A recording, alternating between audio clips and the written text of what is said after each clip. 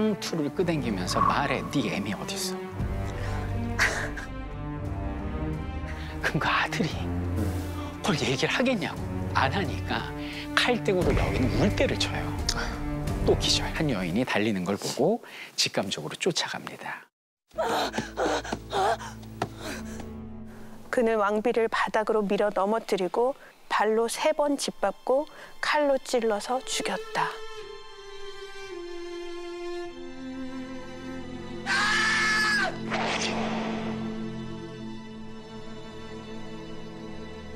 둘러싸인 방 안에서 여인의 날카로운 비명이 등골이 오싹해지도록 처참하게 들려왔다. 공연장 처음 와보네요. 뭐야? 안녕하세요. 안녕하세요. 안녕하세요. 안녕하세요. 나치. 안녕하세요. 뭐야? 이거 어떻게 된 거야, 이거? 다 나치고요. 맞죠? 많이 봐가지고.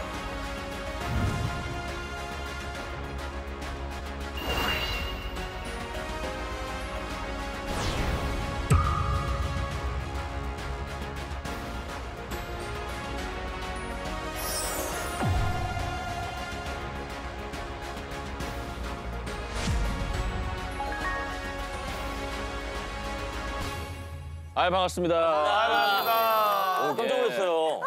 저는 어린 나이에 그 명성황후를 보고 와, 어떻게 이런 작품이 있을 수가 있을까.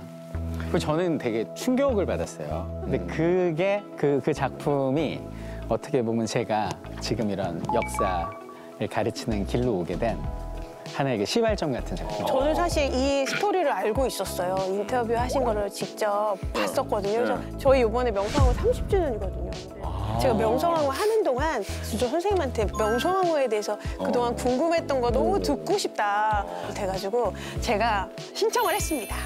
그렇구나. 네. 관련 이제 공연을 하시니까. 네. 저는 사실 명성황후를 연기하면서 20주년 때부터 했었거든요. 그래서 200회 명성황후, 와우. 200번 죽은. 그러면 설민석 쌤보다 많이 하는 거예요? 그 정도면. 아니 근데 실제 제가 조선시대에 왕비의 그런 마음을 알 수는 없잖아요. 그래서 그냥 그 엄마로서, 아내로서, 며느리로서의 그런 심정들을 많이 생각을 했었는데 정작 그 왜 시해가 됐는지 객관적으로 그런 것들을 많이 들어보고 싶었어요. 근데 진짜 돈 많이 되겠다. 예. 사실 그 뭐 정답이라는 건 없잖아요. 그쵸. 캐릭터에. 그래서 맞아. 약간 오늘은 열매와 꽃을 주로 맛보셨을 텐데 숲을 보고 좀 산을 봐서 조각난 퍼즐을 하나로 좀 맞추는 시간을 가져보면 앞으로 관객분들 앞에서 연기를 임함에 있어서 마음가짐부터 좀 달라지지 않을까. 정말 너무 기대돼요. 너무 감사드립니다. 네. 이모년에 군인들이 난을 일으켜요. 이게 학교 다닐 때 배웠던 이모군란이에요. 이게 당시 군인들 보면 왜 그 구식군인이라고 그래서 우리 많이 보잖아요. 드라마에서 이렇게 무기 들고 이렇게 있잖아요. 선해청이라는 곳에서 이 자금 관리를 하거든요. 군인 봉급들. 근데 여기서 봉급을 안 줘. 봉급 밀리고. 13개월치가 밀려. 너무 밀렸다. 만약에 뭐 어려워서 그러면 뭐 그러기라도 할 텐데 개화 정책한다고 특별한 기술을 지닌 군대를 따로 만들었어요. 신식 군대를. 호리모도리조라고 일본 교관에서 가르치는데 80명 고관 대작집 자식들인데 여기는 막 봉급에 보너스에 막 보급품도 엄청 좋아. 그러니까 돈이 없어서 안 주는 게 아니고 무시한다고 생각을 했겠죠. 그래갖고 막 여기서 막 이렇게 열이 이렇게 나고 있을 때 또 민 씨야 담당자가 민경호가 야 봉급 줄게 가라앉혀 그러면서 봉급이 쌀로 나왔어요. 그러니까 이 사람들은 야 이제 집에 가서 내가 아들 쌀밥 해먹일 수 있겠네. 기분이 좋아졌다고. 집에 가서 쌀을 열었는데 보자마자 바로 토한 거지 이 사람들. 왜 토했냐? 막 모래, 막 겨우 돌멩이 막 이런 게 쏟아져 나오는 거야. 쌀에 섞여가지고. 이런 망할 놈들 같으니라고. 이게 쌀이야? 이게 쌀이라고? 아유, 정말 이놈아 이게 쌀이야? 쌀이야 임마? 그래서 이 사람들이 정신이 뒤집어져가지고 이모년의 군인들이 이렇게 난을 벌인 거야 이게. 더 이상 참을 순 없다. 나를 따르라. 근데 문제는 여기에 이제 일반 백성들이 가담을 해요. 못 살겠다. 그래갖고 이들이 폭도가 됩니다. 이 상황을 누가 하냐면 청나라가 한 거예요. 청나라가. 청나라 군대가 6,000명이 들어와요. 이모군란 진압한다고.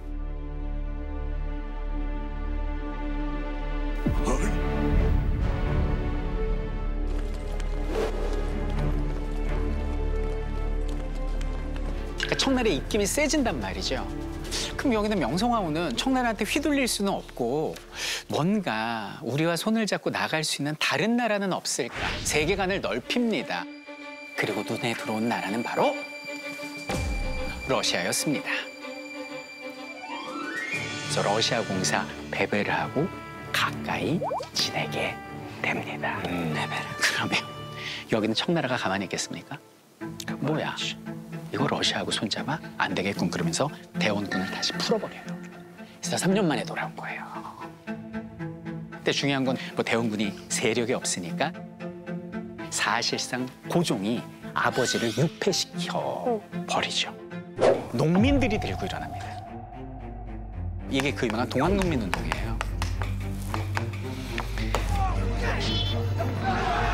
전라도에서 못 살겠다 이런 탐관오리 그러면서 농민들이 들고 일어납니다. 전주성을 딱 장악을 하고 버티고 있는 거죠. 이러고 있을 때 그래서 청나라 군대가 들어와요. 근데 청나라 군대만 들어온 게 아니라 일본 군대도 따라 들어와요. 청나라하고 맺은 계약이 있어서 우리도 이래가지고 일본까지 들어온 거예요. 여기는 농민들이 바랬던 건 이거 아니거든요. 반란 아니에요. 반란이 아니고 밀란이에요. 무슨 차이냐면 임금 물러나라가 아니라 탐관오리 숙청하고 뭐 이런 거였거든요. 처음에는. 근데 뭐 외세가 들어오니까 큰일 났네. 그래갖고 정부하고 농민들하고 전주에서 화해 약속을 맺어요. 빨리 흩어지자. 이게 전주 화해예요. 학생들 시험에 나오는. 그래서 이제 흩어진 거 우리가 이제 합의 봤잖아요. 그럼 이 사람들 이제 머물 이유가 있어요? 나가야지. 없죠. 근데 여기는 일본이 딱 변수로 등장합니다. 군대들이 경복궁을 점령을 해버린 거예요. 이게 뭐야 이렇게 된 거죠. 그래서 일본이 선제공격을 때려요. 그래갖고 벌어진 게 청일전쟁이에요. 청나라도 아닌 일본도 아닌 조선이 전쟁터가 돼서 청일전쟁이 벌어집니다. 이 청일전쟁에서 다들 알겠지만 누가 이깁니까? 일본이 이기고 여기는 청나라가 졌어요. 근데 여기서 제일 놀란 게 누구냐? 러시아입니다. 러시아는 깜짝 놀란 거죠. 우와! 이렇게 된 거죠. 이 청나라하고 일본하고 시모노세키 조약을 맺었는데 그 대만하고 요동반도를 일본이 가져간다는 거예요. 요동반도가 넘어가면 이 일본이 중국까지 장악할 수 있고 이제 러시아한테는 굉장히 위협이 되잖아요. 그 여기는 러시아는 그걸 막아야 되는 거예요. 누구를 데려오냐면 독일하고 프랑스를 데려와요. 이 세 나라가 돌려줘 빨리. 안 돌려주면 가만두지 않을까 이렇게 된 거예요. 그러니까 여기는 일본은 전 국민이 분개를 합니다. 중국으로 이겼다고 축제 분위기였는데 러시아라는 변수가 나타나서 우리의 전리품을 마음으로 칼을 가는 것이요. 이래가지고 이제 일본이 막 분개를 한 거예요. 저기는 러시아 두고 보자 이러고 있을 때 이 명성황후는 그 전부터 누구하고 지냈습니까? 러시아하고 지냈잖아요. 그 명성황후는 때가 왔구나. 청나라를 그 갑질하던 청나라를 일본이 제압했는데 그 일본을 우리 측 러시아가 제압을 했도다. 이제 우리의 세상이다라고 생각을 한 거예요. 그럼 일본 입장에선 어땠을까? 명성황후가 조선의 국무로 있는 한 우리는 절대 조선에서 입김을 낼 수가 없어. 저 늙은 여우를 사냥한다. 이게 그들의 작전명 명성황후 시해 프로젝트 여우 사냥의 개연성입니다.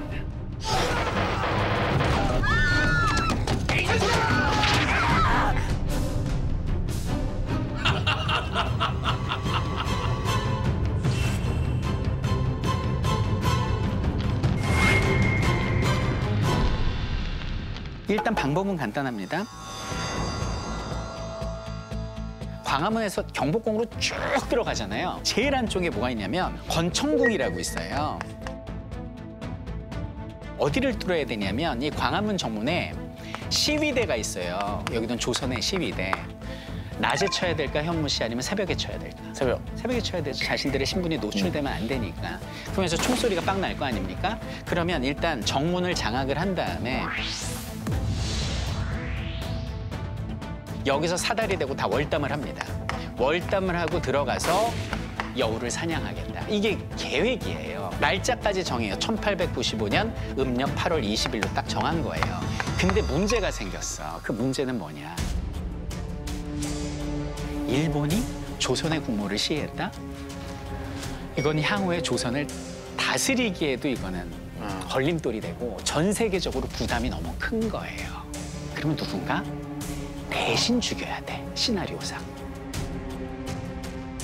대원군이 자신의 세력을 동원해서 죽이고 싶은 며느리를 죽인 왕실의 어떤 그런 암투로 이거를 계획을 한 거예요. 그리고 이제 그들의 입장에서 거사의 날에 자정을 넘겨서 새벽 1시입니다.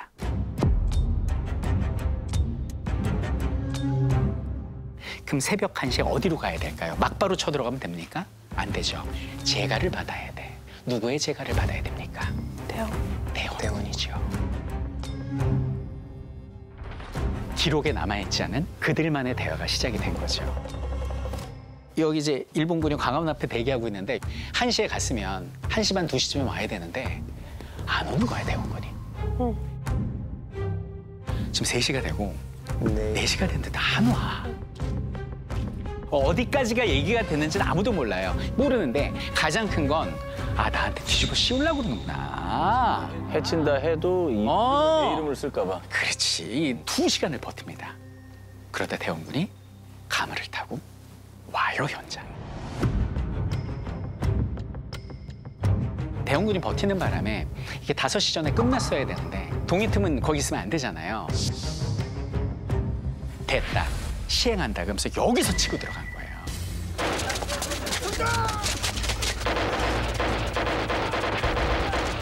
총성이 벌어지고 순식간에 무너지는데 총소리 나죠, 뭐 비명소리 나죠 하니까 뭐 고종도 깨고 난리가 난 거죠.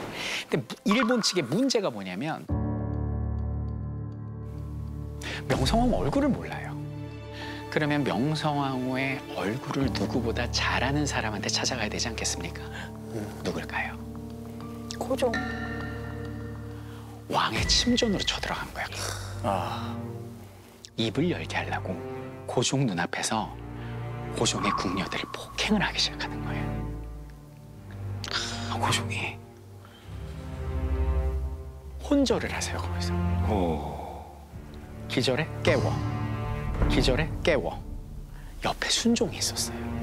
아버지가 지킨다고. 그 순종은 기록에 그대로 나오는데 상투를 잡혀요.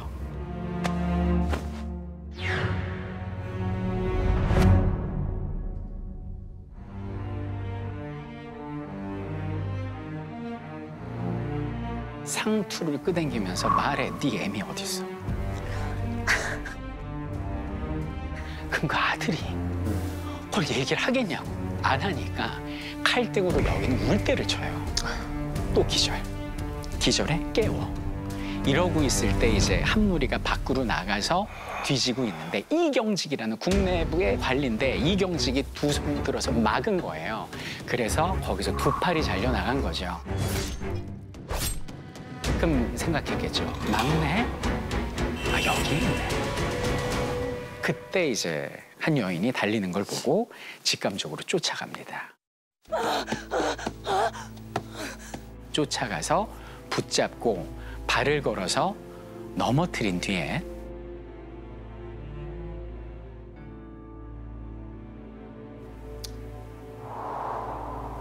이 부분은 우리 김소연님께서 실제 기록을 읽어주셨으면 좋겠습니다. 일본인들은 왕비와 궁녀들이 머물고 있던 방에 돌진했다. 왕비와 궁녀는 모두 왕비가 여기 없다고 대답했다. 왕비는 복도를 따라 도망쳤고 그 뒤를 한 일본인이 쫓아가 그녀를 붙잡았다. 그는 왕비를 바닥으로 밀어 넘어뜨리고 발로 3번 짓밟고 칼로 찔러서 죽였다.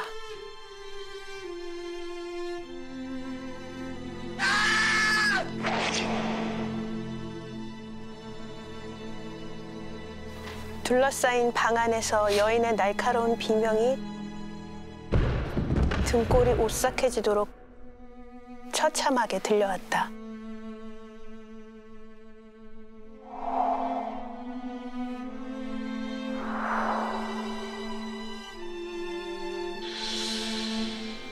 이것이 바로 을미사변입니다.